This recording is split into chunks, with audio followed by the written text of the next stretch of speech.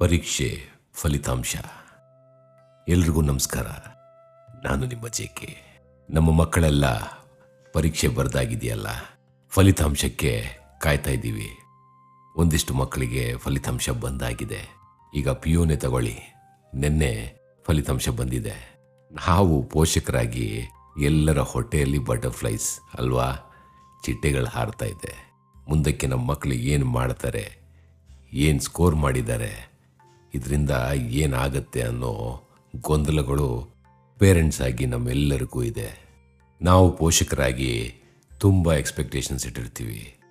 ಮಕ್ಕಳು ಹೇಗೆಲ್ಲ ಪರ್ಫಾರ್ಮ್ ಮಾಡಬೇಕು ಅನ್ನೋ ಒಂದು ಕನಸು ಇಟ್ಟಿರ್ತೀವಿ, ಹೇಗೆಲ್ಲ ಬೆಳಿಬೇಕು ಅನ್ನೋ ಒಂದು ಕನಸು. ಆ್ಯಸ್ ಅ ಪೇರೆಂಟ್ ಎಲ್ಲ ಪೋಷಕರಿಗೂ ಒಂದು ಆಸೆ ಇರುತ್ತೆ, ಎಲ್ಲದಕ್ಕಿಂತ ಚೆನ್ನಾಗಿ ನನ್ನ ಮಕ್ಕಳು ಓದ್ಬಿಡ್ಬೇಕು, ಎಲ್ಲದಕ್ಕಿಂತ ಚೆನ್ನಾಗಿ ಸ್ಕೋರ್ ಮಾಡಿಬಿಡ್ಬೇಕು, ಎಲ್ಲರಿಗಿಂತ ಒಳ್ಳೆ ಮಾರ್ಕ್ಸ್ ತಗೋಬೇಕು ನನ್ನ ಮಗು ಅಂತ ಎಲ್ಲ ಪೇರೆಂಟ್ಸು ಅಪೇಕ್ಷೆ ಪಡ್ತೀವಿ. ನಾನು ಪಟ್ಟಿದ್ದೇನೆ. ನಮ್ಮೆಲ್ಲರ ಮನಸ್ಸಲ್ಲೂ ಒಂದು ಕನಸಿರುತ್ತೆ, ನಮ್ಮ ಮಕ್ಕಳು ಹೀಗೆ ಇರಬೇಕು ಅಂತ. ಆ ಕನಸನ್ನು ನೆನಸು ಮಾಡೋದ್ರಲ್ಲಿ ಅವರ ಪಾತ್ರ ತುಂಬಾ ಇದೆ ಕಣ್ರಿ. ಆದರೆ ಪೋಷಕರಾಗಿ ನಮ್ಮ ಪಾತ್ರ ಏನು, ಅದನ್ನು ನಾವು ಒಂದು ಚೂರು ಅರ್ಥ ಮಾಡ್ಕೋಬೇಕು ಅಂತ ಅನಿಸುತ್ತೆ. ಪರೀಕ್ಷೆ ಬರೆಯುವಾಗ ಆಗಲಿ ಅಥವಾ ಫಲಿತಾಂಶ ಬಂದ ಮೇಲಾಗಲಿ ನಮ್ಮದು ಒಂದಿಷ್ಟು ಜವಾಬ್ದಾರಿ ಇದೆ. ಅದನ್ನು ನಾವು ಬಖೂಬಿ ನಿಭಾಯಿಸಬೇಕಾಗಿ ಬರುತ್ತೆ. ಮಕ್ಕಳ ಮೇಲೆ ಯಾವುದೇ ಹೇರಿಕೆ ಅನ್ನೋದಿದೆಯಲ್ಲ, ಅದನ್ನು ನಾವು ಖಂಡಿತ ಮಾಡೋಕ್ಕೆ ಹೋಗಬಾರ್ದು. ಅದನ್ನು ನಾವು ಚೂರು ಅರ್ಥ ಮಾಡ್ಕೋಬೇಕು. ಪೇರೆಂಟ್ಸ್ ಆಗಿ ಒಂದಿಷ್ಟು ಫ್ರೀಡಮ್ ನಮ್ಮ ಮಕ್ಕಳಿಗೆ ನಾವು ಕೊಡಬೇಕಾಗಿ ಬರುತ್ತೆ. ಮೊಟ್ಟ ಮೊದಲನೆಯ ವಿಷಯ ನಾನು ನಿಮ್ಮ ಹತ್ರ ಹಂಚ್ಕೊಬೇಕು ಅಂತ ಅಂದ್ಕೊಳ್ಳೋದು ಏನು ಗೊತ್ತಾ, ಈ ಕಂಪ್ಯಾರಿಸನ್, ಹೋಲಿಕೆ. ಇದನ್ನು ಮಾತ್ರ ಯಾವುದೇ ಕಾರಣಕ್ಕೂ ನಿಮ್ಮ ಮಕ್ಕಳ ಜೊತೆ ಮಾಡೋಕ್ಕೆ ಹೋಗಬೇಡಿ. ಬೇರೆ ಮಕ್ಕಳನ್ನ ಇಟ್ಕೊಂಡು ನಿಮ್ಮ ಮಗು ಜೊತೆ ಕಂಪೇರ್ ಮಾಡೋಕ್ಕೆ ಹೋಗಬೇಡಿ. ಕಂಪ್ಯಾರಿಸನ್ ಕಿಲ್ಸ್ ಕಣ್ರಿ. ಹೌದು, ಯಾವುದೇ ಕಾರಣಕ್ಕೂ ಬೇರೆ ಮಗುವನ್ನು ನಮ್ಮ ಮಕ್ಕಳ ಜೊತೆ ಹೋಲಿಸ್ಬಿಟ್ಟು ಅವರು ಇಷ್ಟು ಚೆನ್ನಾಗಿ ಮಾಡಿದ್ದಾರೆ, ನೀನು ಯಾಕೆ ಮಾಡಿಲ್ಲ ಅಂತ ಈ ಪ್ರಶ್ನೆನ ಯಾವುದೇ ಕಾರಣಕ್ಕೂ ಒಬ್ಬ ಪೋಷಕರಾಗಿ ನಿಮ್ಮ ಮಕ್ಕಳ ಮುಂದೆ ಮಾತ್ರ ಇಡಕ್ಕೆ ಹೋಗಬೇಡಿ. ಇದು ದೊಡ್ಡ ತಪ್ಪು. ತಂದೆ ತಾಯಿಯಾದವರು ಮಕ್ಕಳಿಗೆ ಸಪೋರ್ಟ್ ಮಾಡಬೇಕೇ ಹೊರತು ಬೇರೆ ಮಕ್ಕಳನ್ನ ನಮ್ಮ ಮಕ್ಕಳ ಜೊತೆ ಹೋಲಿಸಿ ನೋಡೋದಿದೆಯಲ್ಲ, ಅದಕ್ಕಿಂತ ದೊಡ್ಡ ದುರಂತ ಬೇರೆ ಯಾವುದೂ ಇರಲ್ಲ. ಇದನ್ನು ನೀವು ದಯವಿಟ್ಟು ಅರ್ಥ ಮಾಡ್ಕೊಳ್ಳಿ. ಯಾವುದೇ ಕಾರಣಕ್ಕೂ ಬೇರೆ ಮಕ್ಕಳ ಪರ್ಫಾರ್ಮೆನ್ಸ್ ನಿಮ್ಮ ಮಕ್ಕಳ ಪರ್ಫಾರ್ಮೆನ್ಸ್ ಜೊತೆ ಕಂಪೇರ್ ಮಾಡೋಕ್ಕೆ ಹೋಗಬೇಡಿ. ಎಲ್ಲ ಮಕ್ಕಳು ಅವ್ರದ್ದೇ ಆದ ಒಂದು ಯುನಿಕ್ ಕ್ಯಾರೆಕ್ಟರ್ ಇಟ್ಟಿರ್ತಾರೆ.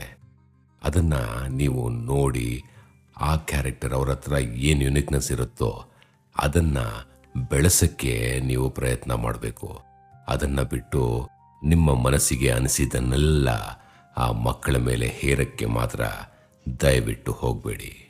ಮಕ್ಕಳಿಗೆ ಈ ಕ್ರೂಷಿಯಲ್ ಟೈಮಲ್ಲಿ ನಿಮ್ಮ ಸಪೋರ್ಟ್ ಬೇಕಾಗತ್ತೆ, ನಿಮ್ಮ ಸಹಾಯ ಬೇಕಾಗತ್ತೆ. ಅದನ್ನು ನೀವು ಸರಿಯಾಗಿ ನಿಭಾಯಿಸಬೇಕಾಗಿ ಬರುತ್ತೆ. ಅದನ್ನು ಬಿಟ್ಟು ಮಕ್ಕಳನ್ನ ಕಂಪೇರ್ ಮಾಡೋದಿದೆಯಲ್ಲ, ಅದು ಪಾತಾಳಕ್ಕೆ ತಗೊಂಡು ಹೋಗ್ಬಿಡುತ್ತೆ ಮಕ್ಕಳನ್ನ.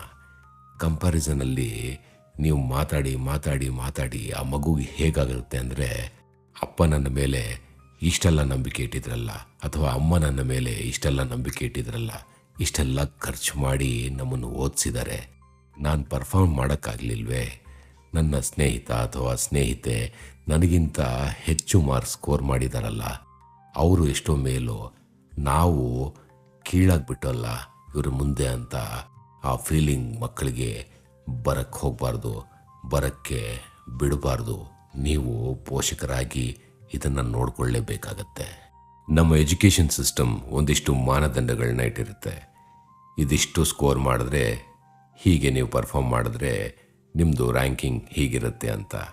ಅಷ್ಟೇ ಕಣ್ರಿ, ಅದು ಒಂದು ರ್ಯಾಂಕಿಂಗ್, ಅದು ಒಂದು ಪ್ರೊಸೀಜರ್ ಅಷ್ಟೇ. ನಮ್ಮ ಮಕ್ಕಳು ಹೇಗೆ ಓದಬೇಕು, ಏನು ಮಾಡಬೇಕು ಅನ್ನೋದು ಅವರು ಡಿಸೈಡ್ ಮಾಡಲಿ ಅಲ್ಲ. ನಾವು ಯಾವುದೋ ಒಂದು ವ್ಯವಸ್ಥೆಯಲ್ಲಿ ನಮ್ಮ ಮಕ್ಕಳನ್ನ ತಗೊಂಡು ಹೋಗಿ ಬಿಡ್ತೇವೆ. ಆ ವ್ಯವಸ್ಥೆಯಲ್ಲಿ ಆ ಮಕ್ಕಳು ಓದ್ಕೋಬೇಕು, ಆ ವ್ಯವಸ್ಥೆಯಲ್ಲಿ ಇದ್ದು ಆ ಮಕ್ಕಳು ಅದರಲ್ಲಿ ಎಕ್ಸೆಲ್ ಮಾಡಬೇಕಾಗಿ ಬರುತ್ತೆ. ನಾವು ಪೋಷಕರಾಗಿ ಅವರಿಗೆ ಆಪರ್ಚುನಿಟೀಸ್ನ ಕ್ರಿಯೇಟ್ ಮಾಡಿಕೊಡ್ಬೇಕು, ಅವರಿಗೆ ಬ್ರೀದಿಂಗ್ ಸ್ಪೇಸ್ ಮಾಡಿಕೊಡ್ಬೇಕು. ಅವ್ರು ಏನು ಓದ್ಕೋಬೇಕು ಅಂತ ಅನ್ಕೋತಾರೋ ಅದನ್ನು ಮಾಡೋಕ್ಕೆ ಸಪೋರ್ಟ್ ಮಾಡಬೇಕು. ಅದನ್ನು ಬಿಟ್ಟು ನನಗೇನು ತೋಚತ್ತೋ ಅದನ್ನೆಲ್ಲ ನನ್ನ ಮಗು ಮೇಲೆ ಹೇರ್ತೀನಿ ಅಂತ ಹೇಳೋದು ತಪ್ಪಾಗತ್ತೆ ಕಣ್ರಿ. ಅದನ್ನು ದಯವಿಟ್ಟು ಮಾಡೋಕ್ಕೆ ಹೋಗಬೇಡಿ. ನಾವು ಪೇರೆಂಟ್ಸ್ ಆಗಿ ಒಂದಿಷ್ಟು ಕರ್ತವ್ಯಗಳು ಇದೆ. ನಾವು ನಮ್ಮ ಮಕ್ಕಳನ್ನು ಫೀಲ್ ಈಸಿ ಮಾಡಬೇಕು. ಹೌದು, ಅವರಿಗೆ ಸೆಕ್ಯೂರ್ಡ್ ಫೀಲಿಂಗ್ ಕೊಡಬೇಕು. ತಂದೆ ತಾಯಿಯಾದ ನಾವು ಅವರಿಗೆ ಸೆಕ್ಯೂರ್ಡ್ ಫೀಲಿಂಗ್ ಕೊಟ್ಟಿಲ್ಲ ಅಂದರೆ ಈ ಸಮಾಜದಲ್ಲಿ, ಈ ಕಾಂಪಿಟೇಷನಲ್ಲಿ ಹೇಗೆ ತಾನೇ ಅವರು ಉತ್ತೀರ್ಣಗೊಳ್ಳೋದು?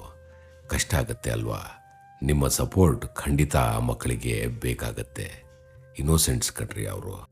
ಅವ್ರಿಗೆ ನಮ್ಮ ಸಪೋರ್ಟ್ ಇಲ್ಲ ಅಂದರೆ, ಮನೆಯವರ ಸಪೋರ್ಟ್ ಇಲ್ಲ ಅಂದರೆ ಆ ಮಕ್ಕಳು ಏನೂ ಮಾಡೋಕ್ಕಾಗಲ್ಲ. ಅವ್ರು ನಂಬಿರೋದೇ ನಮ್ಮನ್ನೇ ಅಲ್ಲ.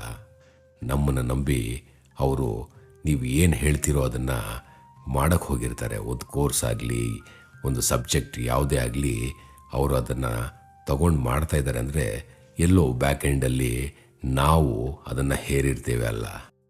ಅದಾದ ಮೇಲೆ ಆ ಮಗುಗೆ ಏನು ಇಂಟ್ರೆಸ್ಟ್ ಇದೆ, ಏನಿಲ್ಲ ಅನ್ನೋದನ್ನೇ ನಾವು ಕೇಳೋದಿಲ್ಲ. ಸೇರಿಸಿರ್ತೀವಿ, ಓದಬೇಕು, ಉತ್ತೀರ್ಣಗೊಳ್ಬೇಕು, ಹೈಯೆಸ್ಟ್ ಮಾರ್ಕ್ಸ್ ಸ್ಕೋರ್ ಮಾಡಬೇಕು, ಇಷ್ಟೇ ಅಲ್ಲ ನಾವು ಯೋಚನೆ ಮಾಡೋದು. ಅದನ್ನು ದಾಟಿನೂ ಒಂದು ಪ್ರಪಂಚ ಇದೆ ಕಣ್ರಿ.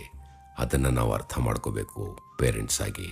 ಬೋರ್ಡ್ ಎಕ್ಸಾಮ್ಸ್ ಮುಗಿದಿದೆ, ರಿಸಲ್ಟ್ಸ್ ಬಂದಿದೆ. ಹೌದು, ಇದಾದ ಮೇಲೆ ನಮ್ಮ ಮಕ್ಕಳು ಏನು ಮಾಡಬೇಕು ಅನ್ನೋದು ಅವ್ರ ಕೈಯಲ್ಲಿದೆಯಾ ಅಥವಾ ನಮ್ಮ ಹೇರಿಕೆಯಲ್ಲಿದೆಯಾ ಅನ್ನೋದನ್ನು ಚೂರು ಯೋಚನೆ ಮಾಡಿ. ಮಕ್ಕಳು ಏನು ಓದಬೇಕು ಅಂತ ಇರ್ತಾರೋ ಅದನ್ನು ಮಾಡೋಕ್ಕೆ ನೀವು ಸ್ಫೂರ್ತಿಯಾಗಬೇಕು. ಅದನ್ನು ಬಿಟ್ಟು ಹೇರಿಕೆ ಮಾತ್ರ ಯಾವುದೇ ಕಾರಣಕ್ಕೂ ಮಾಡೋಕ್ಕೆ ಹೋಗಬೇಡಿ. ಯಾವುದೇ ಕೋರ್ಸಸ್ ತಗೊಂಡಿರಲಿ, PCMC, PCMB ಅಥವಾ ಆರ್ಟ್ಸ್ ತಗೊಂಡು ಮಾಡಿರ್ತಾರೆ. ಈ ಕಾಮೆಡ್ಗೆ ಎಕ್ಸಾಮ್ಸ್ ಬಂದಿರುತ್ತೆ, CET ಎಕ್ಸಾಮ್ಸ್ ಬರೀಬೇಕಾಗತ್ತೆ. ಅದಕ್ಕೆ ಅವರು ತನ್ನನ್ನು ತಾವು ಪ್ರಿಪೇರ್ ಮಾಡ್ಕೋಬೇಕಾಗತ್ತೆ. ಅಲ್ಲಿ ಅವರಿಗೆ ಆ ಸ್ಟಡಿ ಮಟೀರಿಯಲ್ ಏನೇನು ಬೇಕೋ ಅದಷ್ಟಲ್ಲಿ ಒಂದಿಷ್ಟು ಸಪೋರ್ಟ್ ಮಾಡಿ.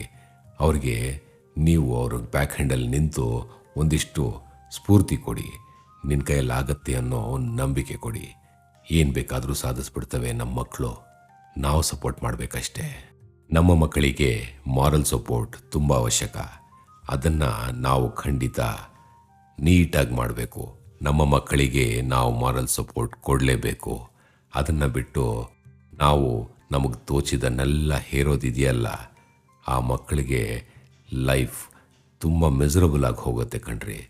ಆ ವಿಷಯನ ನೀವು ಕ್ಲೀನಾಗಿ ಅರ್ಥ ಮಾಡಿಕೊಂಡು ಆ್ಯಸ್ ಅ ಪೇರೆಂಟ್ ನೀವು ಮಕ್ಕಳ ಜೊತೆ ಎಷ್ಟು ಫೀಸಿಬಲ್ ಆಗಿ ಅವ್ರ ಜೊತೆ ಕೂತ್ಕೊಂಡು ಹೊಂದ್ಕೊಂಡು ಮಾತಾಡ್ತಿರೋ ಅಷ್ಟು ಈಸಿಯಾಗಿ ಈ ಪರೀಕ್ಷೆಗಳನ್ನೆಲ್ಲ ಅವರು ಈಸಿಯಾಗಿ ಫೇಸ್ ಮಾಡೋಕ್ಕೆ ಧೈರ್ಯ ಸಿಗತ್ತೆ. ಈ ಧೈರ್ಯವನ್ನಷ್ಟೇ ನಾವು ಆ ಮಕ್ಕಳಿಗೆ ತುಂಬಬೇಕಾಗಿರೋದು. ಫಿನಾನ್ಷಿಯಲಿ ನಾವು ಎಲ್ಲವನ್ನೂ ಮಾಡಿಬಿಟ್ವಿ ಅಂತ ಹೇಳಿ ನಮ್ಮ ರೆಸ್ಪಾನ್ಸಿಬಿಲಿಟಿ ಮುಗಿದೋಯ್ತು. ನಮ್ಮ ಮಕ್ಕಳು ಎಕ್ಸೆಲ್ ಮಾಡಲೇಬೇಕು, ಎಲ್ಲದಕ್ಕಿಂತ ಒಳ್ಳೆ ಸ್ಕೋರ್ ಮಾಡಬೇಕು ಅನ್ನೋದು ಒಂದೇ ನಮ್ಮ ಧ್ಯೇಯೋದ್ದೇಶ ಇರಬಾರ್ದು. ಹೌದು, ಆ್ಯಸ್ ಎ ಪೇರೆಂಟ್ ನಮ್ಮೆಲ್ಲರಿಗೂ ಚಿಂತೆ ಇರುತ್ತೆ. ನಮ್ಮ ಮಗು ಏನಾಗುತ್ತೋ, ಏನು ಮಾಡಿಬಿಡುತ್ತೋ, ಏನಾಗೋಗುತ್ತೋ ಅಂತ ಭಯ ಖಂಡಿತ ಆ್ಯಸ್ ಎ ಪೇರೆಂಟ್ ನಮಗೆಲ್ಲರಿಗೂ ಕಾಡುತ್ತೆ. ಅದನ್ನು ದಾಟಿ ಒಂದಿಷ್ಟು ಸಮಯ ಕೂತ್ಕೊಂಡು ಯೋಚನೆ ಮಾಡಿ, ನಮ್ಮ ಮಕ್ಕಳಲ್ವಾ, ಅವ್ರಿಗೇನು ಬೇಕೋ ಅದನ್ನು ನಾವು ಸಪೋರ್ಟ್ ಮಾಡೋಣ. ನಾವು ಅವ್ರ ಜೊತೆ ನಿಲ್ಲೋಣ. ನಾವು ಕೈ ಜೋಡಿಸಿದ್ರೆ ನಮ್ಮ ಮಕ್ಕಳು ಏನನ್ನು ಬೇಕಾದರೂ ಸಾಧಿಸೋ ಛಲ ಖಂಡಿತ ಅವರಲ್ಲಿ ಉಂಟಾಗತ್ತೆ. ಅದನ್ನು ಅವರು ತೋರಿಸ್ತಾರೆ. ನನ್ನ ಕಮೆಂಟ್ ಸೆಕ್ಷನಲ್ಲಿ ಒಂದು ಚಾರ್ಟನ್ನು ಹಾಕಿರ್ತೇನೆ, ಒಂದು ಫ್ಲೋ ಚಾರ್ಟ್ ಇರುತ್ತೆ. ಅದನ್ನು ಗಮನವಿಟ್ಟು ನೋಡಿ. ಯಾವ ಯಾವ ಕೋರ್ಸ್ ತಗೊಂಡಿದ್ದಾರೋ ಅವರಿಗೆ ಏನೇನು ಆಪ್ಷನ್ಸ್ ಇರುತ್ತೆ, ಫ್ಯೂಚರ್ ಆಪ್ಷನ್ಸ್ ಏನೇನಿರುತ್ತೆ ಅನ್ನೋದನ್ನು ಒಮ್ಮೆ ನೋಡಿ. ನಿಮ್ಮ ಮಕ್ಕಳಿಗೂ ತೋರಿಸಿ. ಇದನ್ನು ಅವ್ರಿಗೂ ಒಂದಿಷ್ಟು ಐಡಿಯಾ ಸಿಗತ್ತೆ. ನೆಕ್ಸ್ಟ್ ಏನು ಮಾಡಬೇಕು, ಮುಂದಕ್ಕೆ ಏನು ಮಾಡಬೇಕು ಅನ್ನೋದು ಒಂದು ಕ್ಲಾರಿಟಿ ಸಿಗತ್ತೆ. ಈ ರೀತಿ ಚಿಕ್ಕ ಚಿಕ್ಕದಾಗಿ ನಾವು ಅವರಿಗೆ ಸಪೋರ್ಟ್ ಮಾಡಿದ್ರೆ ಸಾಕು. ಅವರು ಏನು ಮಾಡಬೇಕಂತ ಇದ್ದಾರೋ ಜೀವನದಲ್ಲಿ ಅದನ್ನು ಸಾಧಿಸೇ ತೀರಿಸ್ತಾರೆ. ಈ ಚಾರ್ಟ್ ನಿಮಗೆ ನಿಜವಾಗ್ಲೂ ಹೆಲ್ಪ್ಫುಲ್ ಆಗಿರುತ್ತೆ. ಅದಕ್ಕೆ ಇವತ್ತಿನ ಪಾಡ್ಕಾಸ್ಟಲ್ಲಿ ನಾನು ಇದನ್ನೇ ಯೋಚನೆ ಮಾಡಿದ್ದು. ಈ ಮಕ್ಕಳಿಗೆ ತಲುಪಲ್ಲ, ಏನು ಮಾಡಬೇಕು ಏನು ಮಾಡಬಾರ್ದು ಅನ್ನೋದು ನಾವು ರೀಚ್ ಮಾಡಲ್ಲ. ನಾವು ಏನು ಹೇರ್ತೀವೋ ಅಷ್ಟೇ ಮಾಡಬೇಕು ಅಂತ ಕೂತಿರ್ತೀವಿ. ಒಂದಿಷ್ಟು ಆಪ್ಷನ್ಸ್ ಇದೆಯಲ್ಲ, ಇದನ್ನು ಮುಕ್ತವಾಗಿ ನಿಮ್ಮ ಮಕ್ಕಳ ಮುಂದೆ ಹಂಚ್ಕೊಳ್ಳಿ. ಇದನ್ನು ಅವ್ರಿಗೆ ತೋರಿಸಿ ಅವರು ಯಾವ ಸಬ್ಜೆಕ್ಟಲ್ಲಿ ಇಂಟ್ರೆಸ್ಟೆಡ್ ಇದ್ದಾರೋ ಅದನ್ನು ಅವ್ರು ತಗೊಂಡು ಮುಂದುವರಿಸಲಿ. ಅದನ್ನು ನಾವು ಮಾಡೋಣ ಅಲ್ವಾ? ನೆನಪಿರಲಿ, ವಯಸ್ಸಾದ ಮೇಲೆ ಅಷ್ಟೇ ನಮಗೆ ಮಕ್ಕಳು ಆಧಾರ ಸ್ತಂಭ. ಮಕ್ಕಳು ತೇರ್ಗಡೆಗೊಂಡು ಅವರು ಸಕ್ಸಸ್ ಕಾಣಬೇಕಾದ್ರೆ ನಾವೇ ಕಣ್ರಿ ಆ್ಯಸ್ ಅ ಪೇರೆಂಟ್ ಅವರಿಗೆ ಆಧಾರ ಸ್ತಂಭ. ನಾವು ಅವ್ರ ಜೊತೆ ನಿಲ್ಲೋಣ. ಯಾವುದೇ ಕಾರಣಕ್ಕೂ ಕಂಪ್ಯಾರಿಸನ್ ಮಾತ್ರ ಮಾಡಕ್ಕೆ ಹೋಗಬೇಡಿ. ನಿಮ್ಮ ಮಗು ಯುನಿಕ್, ಅದನ್ನು ಅರ್ಥ ಮಾಡ್ಕೊಳ್ಳಿ. ಯಾವ ಮಗುವನ್ನು ನಿಮ್ಮ ಮಗು ಜೊತೆ ಕಂಪೇರ್ ಮಾಡಕ್ಕೆ ಹೋಗಬೇಡಿ. ಮಾರಲ್ ಸಪೋರ್ಟ್ ಕೊಡಿ, ಒಂದಿಷ್ಟು ಮೋಟಿವೇಶನ್ ಕೊಡಿ. ನಿಮ್ಮ ಮಕ್ಕಳಿಗೆ ನಿನ್ನ ಕೈಯಲ್ಲಿ ಆಗತ್ತೆ ಅನ್ನೋ ಭರವಸೆ ಕೊಡಿ, ಸಾಕು. ನಿಮ್ಮ ಮಕ್ಕಳು ಸಕ್ಸಸ್ ಕಾಣ್ತವೆ. ಯಾವ ಮಕ್ಕಳು ಫೇಲ್ ಆಗಿದೆಯೋ, ಒಂದಿಷ್ಟು ಸಬ್ಜೆಕ್ಟ್ಸಲ್ಲಿ ಹೋಗಿರುತ್ತೆ, ಕಮ್ಮಿ ಸ್ಕೋರ್ ಮಾಡಿರ್ತಾರೆ, ಅವರು ಎಕ್ಸಾಮ್ ಮಾಡ್ತಾರೆ. ಇವಾಗೆಲ್ಲ ಪ್ರೊಸೀಜರ್ಸ್ ಚೇಂಜ್ ಆಗಿದೆ. ಇವಾಗ ಫೇಲ್ ಅನ್ನೋ ಪದಕ್ಕೆ ಜಾಗ ಇಲ್ಲ ಇವಾಗಲ್ಲ, ಹೌದಲ್ವಾ? ಹಾಗಿರುವಾಗ ನೀವು ನಿಮ್ಮ ಮಕ್ಕಳಿಗೆ ನೆಕ್ಸ್ಟು ಇವಾಗ ಕಮ್ಮಿ ಸ್ಕೋರ್ ಮಾಡಿದ್ದಾರೆ, ತಿರ್ಗಾ ಅವರು ಇನ್ನೊಂದು ಎಕ್ಸಾಮ್ ತಗೋಬೇಕು ಅಂತಾದರೆ ಅದಕ್ಕೆ ಅವ್ರಿಗೆ ಏನು ಸಪೋರ್ಟ್ ಬೇಕು ಅದನ್ನು ಮಾಡಿ. ಅದನ್ನು ಬಿಟ್ಬಿಟ್ಟು ಫೇಲ್ ಆದರೂ ಹಂಗಾಯ್ತು ಹಿಂಗಾಯ್ತು ಅನ್ನೋ ಈ ಕಥೆ ಪುರಾಣ ಎಲ್ಲ ಮಕ್ಕಳ ಮುಂದೆ ಮಾತಾಡೋಕ್ಕೆ ಹೋಗಬೇಡಿ. ಪ್ರೆಷರ್ ಇರುತ್ತೆ, ಎಲ್ರಿಗೂ ಇರುತ್ತೆ. ಆ ಪ್ರೆಷರ್ನ ಮಕ್ಕಳ ಮೇಲೆ ತೋರಿಸೋದು ಎಷ್ಟು ಮಾತ್ರ ಸರಿ? ಬೇಡ ಅಲ್ಲ. ಸಪೋರ್ಟ್ ಮಾಡೋಣ. ನಮ್ಮ ಮಕ್ಕಳು ಚೆನ್ನಾಗೇ ಸಕ್ಸಸ್ ಕಾಣ್ತವೆ ಅನ್ನೋ ನಂಬಿಕೆ ಇಡೋಣ. ಧೈರ್ಯ ಕೊಟ್ಟು ಅವ್ರ ಜೊತೆ ನಾವು ಕೈ ಜೋಡಿಸೋಣ. ನಮ್ಮ ಮಕ್ಕಳು ನಮ್ಮ ಮಕ್ಕಳಲ್ವೇ ಸಕ್ಸಸ್ ಕಾಣ್ತವೆ. ನಾವು ಹೇಗೆ ನಮ್ಮ ಮಕ್ಕಳು ಹಾಗೆ. ಅದನ್ನು ಅರ್ಥ ಮಾಡ್ಕೊಳ್ಳಿ. All the best. As a parent ನಿಮ್ಮ ಸಪೋರ್ಟ್ ನಿಮ್ಮ ಮಗುಗೆ ಖಂಡಿತ ಅವಶ್ಯಕ. ಅದನ್ನು ಮಾತ್ರ ಮಾಡಿ. ಮಿಕ್ಕಿದ್ದು ನಮ್ಮ ಮಕ್ಕಳು ನೋಡ್ಕೋತೇವೆ ಕಣ್ರಿ. ಯೋಚನೆ ಮಾಡಿ.